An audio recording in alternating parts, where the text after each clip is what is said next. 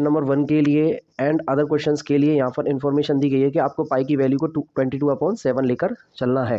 ठीक है सर, जैसा कि क्वेश्चन नंबर 1 में दे रखा है, रीड करते हैं। अ metallic sphere of radius 4.2 centimetre, एक स्पेयर है, गोला है जिसकी रेडियस दे रखी है 4.2 सेंटीमीटर, इज मेल्टेड, उसको पिघलाया गया है, and recast into the shape of cylinder, एक पुनः निर्माण किया गया है उसका, और उसको शेप जो दी गई है वो सिलेंड्रिकल शेप दी गई है, यानी कि बेलन के आकार की शेप दी गई है। ऑफ रेडियस 6 सेंटीमीटर, उस बेलन की जो रेडियस है, त्रिज्या है, वो 6 सेंटीमीटर है। Find the height of the cylinder, तो ये पूछा गया है कि जो नया सिलेंडर बनेगा उसकी हाइट क्या होगी। ठीक है सर, जब देखिए सर, जब कोई चीज़ किसी चीज़ में मेल्ट होकर कन्वर्ट की जाती है तो उसका वॉल्यूम सेम रहता है, यानी कि अगर इस स्पेयर को सिलेंडर में कन्वर्ट किया गया है तो हम कह सकते हैं volume of sphere and volume of cylinder is equal, आपस में हमेशा इक्वल रहेगा, ऐसी स्थिति में ध्यान रखें। ठीक है सर, जब वॉल्यूम इक्वल है तो हम इनके वॉल्यूम्स को आपस में इक्वल रख के और वैल्यूज़ को रखकर यहाँ से हाइट फाइंड कर लेंगे। ठीक है सर, तो जो पहले क्वेश्चन में दे रखा है हम पहले उसको नोट डाउन कर लेते हैं।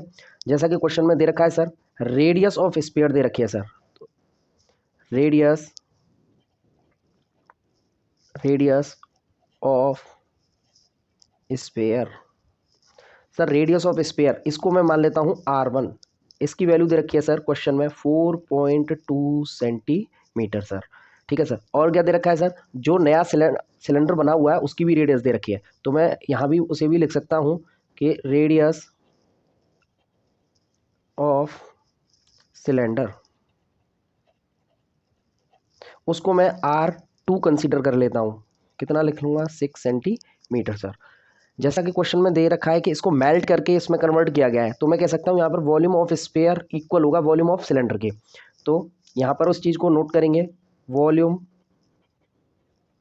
Of sphere, volume of sphere equal होगा वॉल्यूम ऑफ सिलेंडर। ठीक है सर, अच्छा सिलेंडर में आपको पता है कि हाइट कुछ ना कुछ होगी, तो हमें इस हाइट को कुछ ना कुछ मान लेते हैं, h मान लेते हैं, तो यहाँ पर लिख देते हैं हम height of cylinder, height of cylinder, इसको भी लिखकर चलते हैं हम। हाइट ऑफ सिलेंडर एज कितनी मान लेते हैं सर, h मान लेते हैं, ये क्या हमने मानी है, तो इसको हम यहाँ पे लिख सकते हैं अज्यूम्ड, इसको हमने माना है तो इसको हमने क्या लिख लिया, अज्यूम लिख लिया सर। ठीक है सर, ये दे नहीं रखा है। तो देखिए सर, जैसा कि आप जानते हैं कि वॉल्यूम ऑफ स्पेयर होता है आपका 4/3 पाई R⁴। ठीक है सर, ये होता है आपका volume of sphere, and volume of cylinder जैसा कि आप जानते हैं πr²h। देखिए सर, यहाँ भी रेडियस है, यहाँ भी रेडियस है, ये किसका है, स्पेयर का, तो स्पेयर की रेडियस क्या ली है हमने R1, और ये सिलेंडर की रेडियस को हमने R2 लिया है, तो उन चीज़ों को यहाँ लिखना होगा, अदरवाइज क्वेश्चन में गलती होने के चांसेस रहेंगे। देखिए सर, दोनों चीज़ें आपस में इक्वल हैं, तो यहाँ पर हम कुछ चीज़ें नोट करेंगे कि सर यहाँ पर पाई से पाई कैंसिलेशन हो सकता है सर, तो पाई से पाई कैंसिलेशन कर दिया सर हमने, यहाँ बचेगा सर 4/3, R1 की वैल्यू पुट कर लेते हैं सर, R1 की वैल्यू है 4.2 का होल क्यूब।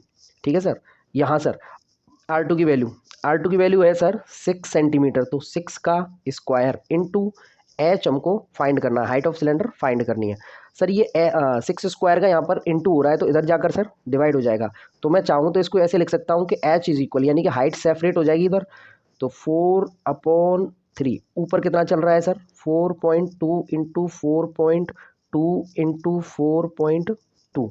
ठीक है सर, जब ये इधर से इधर आएगा तो ये डिवाइड की फॉर्म में हो जाएगा, यानी 6 इंटू 6 सर, ये हमारे सामने आया सर h।